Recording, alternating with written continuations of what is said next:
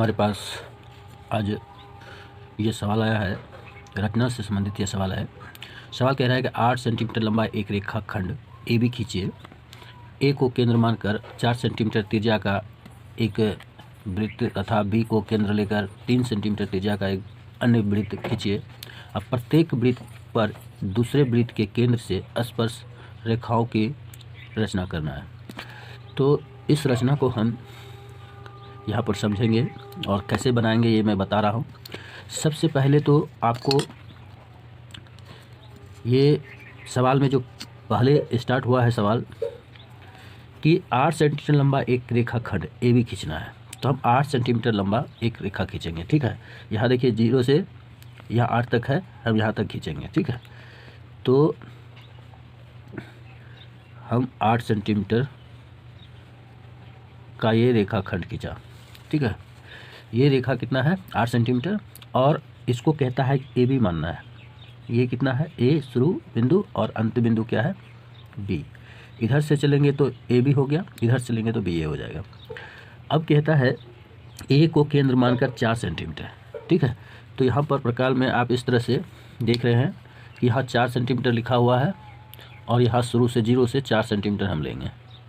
ठीक है, ये 4 सेंटीमीटर लिए, देखिए ये 4 सेंटीमीटर लिया मैंने और ए बिंदु पर, ठीक है, ए बिंदु पर ये जो है ए बिंदु, इस पर मैंने इसको रखा और इसको घुमाइए। ठीक है, तो इस तरह से हम घुमा रहे हैं, यानी कि वृत्त बना रहे हैं।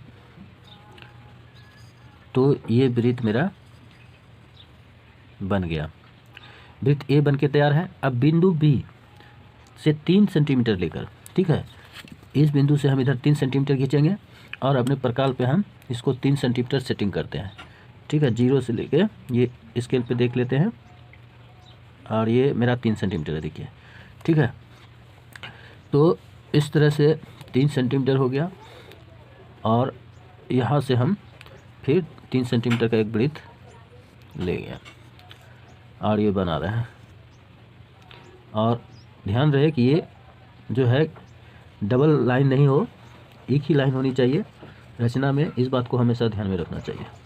तो ये मेरा 3 सेंटीमीटर का त्रिज्या हो और ये कितना हो गया 4 सेंटीमीटर का हो गया।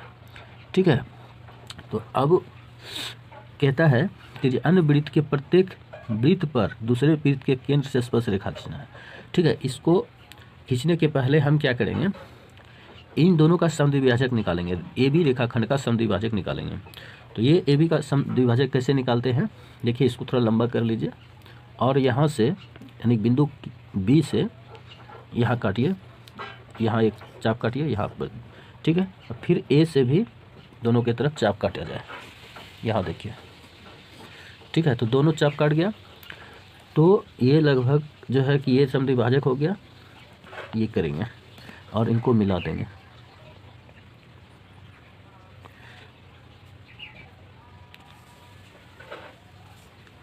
तो ये मैंने मिला दिया।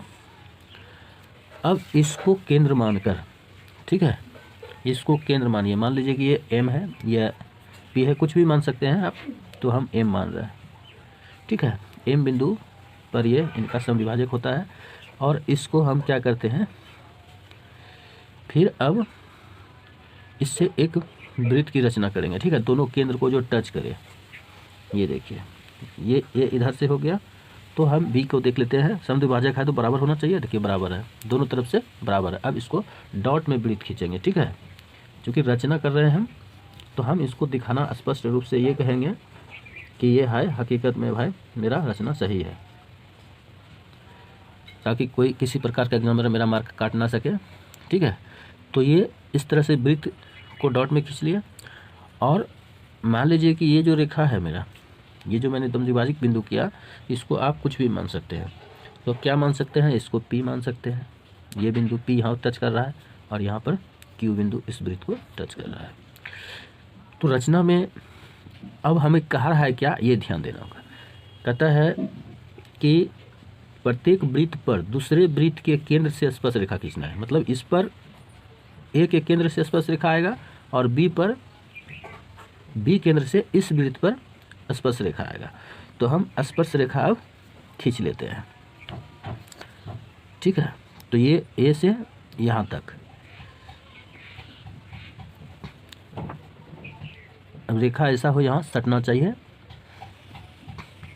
तो ये हो गया, देखिए सटा है। और फिर यहाँ से आप खींचेंगे तो एक केंद्र से वृत्त बी पर स्पर्श रेखा की रचना हो गई है। ठीक है, अब वृत्त बी से ए पर स्पर्श रेखा खींचना है, वृत्त बी के केंद्र से। तो यहाँ पर, यहाँ से हम स्पर्श रेखा की रचना करेंगे। फिर इस तरफ करते हैं। चलिए, ये हो गया। अब देखिए, ये सी है, मान लीजिए ए बी सी, और ये क्या हो जाएगा डी। इसको हम ई मान लेते हैं और इसको एफ मान लेते हैं, ये ई बिंदु, और ये क्या है एफ है। तो इस तरह से मेरा रचना पूरा हो गया है, जो सवाल कह रहा था मैंने बना दिया है। ठीक है, अब रचना का पद की बात रही कि हम रचना का पद कैसे लिखेंगे।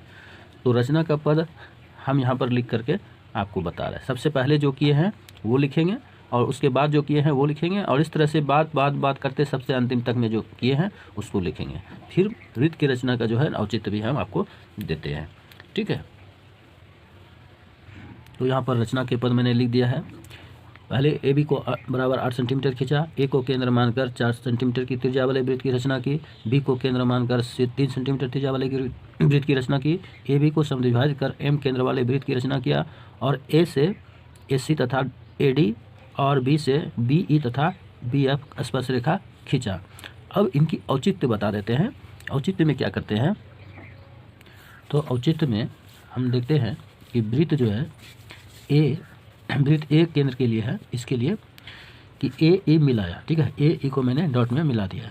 तो हम देखते हैं कि एंगल जो है ए ई और बी ये 90 डिग्री है। क्यों है 90 डिग्री? क्योंकि ये अर्धवृत्त पर बना कोण है।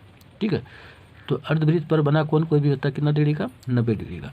तब क्या हुआ कि ए ई लंब किस पे हो गया? ई बी पे। तो इस तरह से वृत्त एक केंद्र होने के कारण ई बी क्या है? स्पर्श रेखा है ए के लिए। तो इसी प्रकार से ए सी और एफ बी बी के लिए स्पर्श रेखा है, और ए डी और ये बी एफ और ई बी क्या है? ए के लिए स्पर्श रेखा है। ठीक है, तो आशा करता हूँ आप निश्चित तौर से समझ गए होंगे। फिर भी कोई समस्या हो तो आप हमें कमेंट करके हमारे अपने समस्याओं का समाधान पा सकते हैं। वीडियो देखने के लिए बहुत बहुत धन्यवाद।